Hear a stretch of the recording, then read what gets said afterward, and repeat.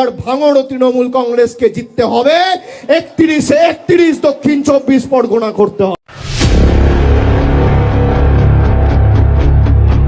2021-এ তৃণমূল জিতেছিল 214, এবার একটা হলেও আসন বাড়বে।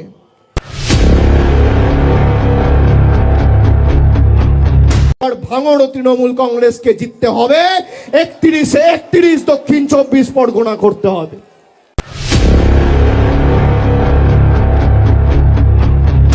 আর 21-এর নিরিখে 26-এ বাড়বে। 2021-এ তৃণমূল জিতেছিল 214, এবার একটা হলেও আসন বাড়বে। আপনাদের কথা দিতে হবে, সেই একটা আসন যেন এই দক্ষিণ 24 পরগনা থেকে হয়। এবার ভাঙড় তৃণমূল কংগ্রেসকে জিততে হবে, 31 দক্ষিণ 24 পরগনা করতে হবে। তার জন্য আমাদের যত পরিশ্রম করার করতে হবে, মানুষকে সাথে নিয়ে সংঘবদ্ধভাবে লড়তে হবে। আপনারা যেখানে বলবেন অভিষেক বন্দ্যোপাধ্যায় যাবে, যে বুথে ঢুকতে বলবেন ঢুকবে, যে পাড়ায় সভা সমিতি করতে বলবেন করবে, কিন্তু একটা বুথেও বিজেপিকে গণতান্ত্রিকভাবে মাথা ছাড়া দেওয়ার সুযোগ করা যাবে না। আমরা এদেরকে বাংলা বিরোধী বলেছিলাম, জমিদার বলেছিলাম। আজকের মানুষ বাংলায় বুঝতে পারছে যে কেন এদেরকে বাংলা বিরোধী বলা হয়েছে, কেন এদেরকে জমিদার বলা হয়েছে, কেন এদেরকে বলেছি বাংলা বিরোধী। তার কারণ শুধুমাত্র বাংলার প্রকল্প নয়, বাংলার রাস্তা, বাংলার বাড়ি, গরিব মানুষের 100 দিনের পারিশ্রমিক, 100 দিনের কাজের বরাদ্দই বন্ধ নয়। মানুষকে ভাতে মারতে চেয়েছে এই বিজেপির নরেন্দ্র মোদীর সরকার। তাই আজকে শুধুমাত্র এরা বাংলার প্রকল্পের টাকা বন্ধ করেই শান্ত নয়, বাংলার গরিব মানুষকে তার মৌলিক অধিকার থেকে বঞ্চিত করতে এসআইআর নিয়ে এসছে। এরা নিয়ে এসছে এসআইআর, আর মানুষ গণতান্ত্রিকভাবে ভোটের বাক্সে জবাব দিয়ে করবে এদের বিরুদ্ধে এফআইআর।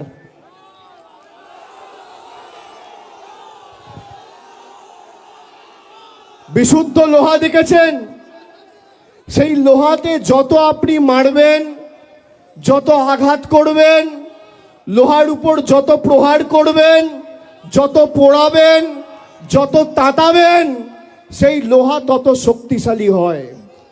তৃণমূল কংগ্রেস দলটা বিশুদ্ধ লোহার মতো, যত আপনি অত্যাচার করবেন আর যত আপনি আঘাত করবেন, তৃণমূল কংগ্রেসের কর্মীদের মনোবল তত চাঙ্গা হবে আর দল তত শক্তিশালী হবে।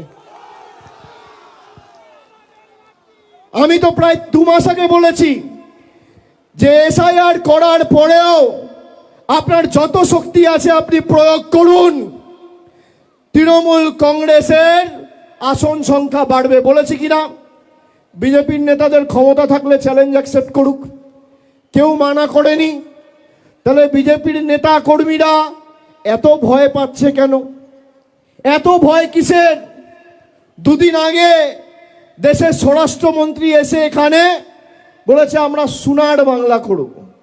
তাহলে পাশে ত্রিপুরা, সোনার ত্রিপুরা হচ্ছে না কেন? সোনার আসাম হচ্ছে না কেন? সোনার বিহার হচ্ছে না কেন? মধ্যপ্রদেশে জল খেতে গিয়ে 11 জনের মৃত্যু। একটা মানুষকে বেঁচে থাকতে তার পানীয় জল প্রয়োজন, সেই পানীয় জল যে বিজেপির ডবল ইঞ্জিন সরকার দিতে পারে না, সেই বিজেপির গণতন্ত্র আর মানুষের অধিকার নিয়ে কথা বলার কোনো মৌলিক অধিকার নেই। যে বিজেপি আমলে দিল্লিতে বায়ু দূষিত হয়ে গেছে, মানুষ নিঃশ্বাস নিতে পারে না, জল দিতে পারে না, বায়ু দিতে পারে না। বলেছিল বছরে 2 কোটি বেকারদের চাকরি দেব। নরেন্দ্র মোদী আজকে ক্ষমতায় 11 বছর। 11 বছরে তাহলে কত চাকরি দেওয়া উচিত? এক বছরে যদি 2 কোটি চাকরি দেওয়ার কথা এরা বলে থাকে, তাহলে 11 বছরে কত চাকরি হয়? 22 কোটি। কত চাকরি হয়? এদিকে যারা আছেন 1 বছরে 2 কোটি চাকরি দেবো বলেছিল, 11 বছরে কত চাকরি হয়? 22 কোটি। ভারতবর্ষে কটা বিধানসভা আছে? যেমন বাংলায় 294টা বিধানসভা রয়েছে, ভারতবর্ষ জুড়ে 4123টা বিধানসভা আছে।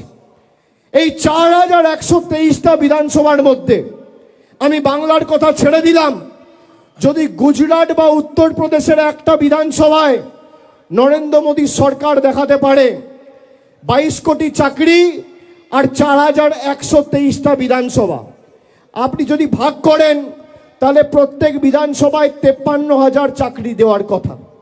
নরেন্দ্র মোদী সরকার যদি প্রমাণ করে একটা বিধানসভায় 50,000 ছেড়ে দিলাম, 5,000 চাকরি দিয়েছে, আমি রাজনীতির আঙিনায় পা রাখবো না, আজ থেকে রাজনীতি ছেড়ে দেবো, এত বড় কথা বলে দিয়ে গেলাম। দেখাতে পারবেন? মিথ্যে কথা, মিথ্যে প্রতিশ্রুতি, মিথ্যে জুমলা, আমাদের অপমানিত করা, আমাদের কৃষ্টি সংস্কৃতিকে বাংলাদেশি বলে দাগিয়ে দেওয়া, এরপর বিজেপির কাছে আমাদের গণতন্ত্রের উবাচ নিতে হবে। আপনারা দেখেছেন গত মাসে ব্রিগেড প্যারেড গ্রাউন্ডে গীতা পাঠ অনুষ্ঠান বিজেপির বাবুরা অর্গানাইজ করেছিল। গীতা পাঠ অনুষ্ঠান, লক্ষ কণ্ঠে গীতা পাঠ, গীতার একটা শ্লোক এরা বলতে পারবে না। সেখানে একটা গরিব যুবক দিন আনে দিন খায়, সে চিকেন প্যাটিস বিক্রি করছে বলে তাকে ধরে মারা হয়েছে। কেউ লাথি মারছে, কেউ হাতে মারছে, কেউ ডান্ডা দিয়ে মারছে, উদম পেটানো হয়েছে। কোথায় পেটানো হয়েছে? গীতা পাঠ অনুষ্ঠানে। তারপর পুলিশ যখন অভিযুক্তদের গ্রেপ্তার করেছে, এই বিজেপির নেতারা সেই অভিযুক্তগুলোকে যারা বেল পেয়ে জেল থেকে বেরিয়েছে তাদের মালা পরিয়ে বরণ করেছে। এই হচ্ছে বিজেপির হিন্দুত্ব। যারা গীতার অনুষ্ঠানে একটা যুবকের উপর চিকেন প্যাটিস বিক্রি করে বলে হামলা চালিয়েছে, তাদের কাছে বাংলার কোনো মানুষকে হিন্দুত্ব শিখতে হবে না। তার কারণ আপনি যদি সত্যি গীতা পড়ে থাকেন, গীতার 5ম অধ্যায় 18 নম্বর শ্লোক শ্রীকৃষ্ণ স্বয়ং বলছে, বিদ্যা বিনয় সম্পন্নে ব্রাহ্মণে গবি হস্তিনী সুনিচৈবা স্বপাকে চা পণ্ডিতঃ সমদর্শিনঃ। তার মানে একটা কুকুরের মধ্যেও আমি ভগবান শ্রীকৃষ্ণ বিরাজমান, একটা গরুর মধ্যেও আমি বিরাজমান, একটা পিঁপড়ের মধ্যেও আমি বিরাজমান, আর মানুষের মধ্যেও আমি বিরাজমান। সে গীতা পাঠের অনুষ্ঠানে একজন যুবককে চিকেন প্যাটিস